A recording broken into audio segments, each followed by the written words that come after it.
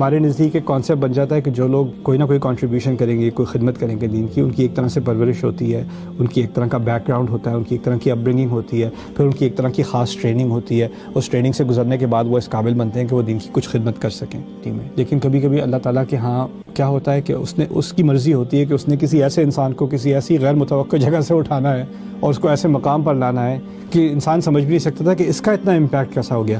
لاکھوں علماء اتنا امپیکٹ نہیں کر سکے جتنا ایک اس انسان نے کر دیا. اور اس کی تاریخ میں مثالیں بے تحاشا ہیں کہ لوگ انکنونشنل جگہ سے کھڑے ہوتے ہیں اور وہ ایسی تبدیلی لاتے ہیں. یعنی آپ اندازہ کیجئے آج کل ایون سائنس کی دنیا میں لیڈنگ سائنٹسٹ ہیں. آئنسٹائن کے بارے میں کہا جاتا ہے اور سائنٹسٹ کے بارے میں کہا جاتا ہے کہ ان کے اسکول ٹیچرز کہتے تھے کہ یہ بچہ کامیاب نہیں ہوگا. وہ ابھی تک وہ سائنس ٹیچرز ہیں اور اب ان کی کتابیں اور ان کی تحریریں سائنس کی کلاسز میں پڑھائی جا رہی ہیں. اللہ تعالیٰ کہاں سے کس لیڈر کو اٹھا لے، کہاں سے کس سے عظیم خدمت دلوا لے، یہ اللہ تعالیٰ کی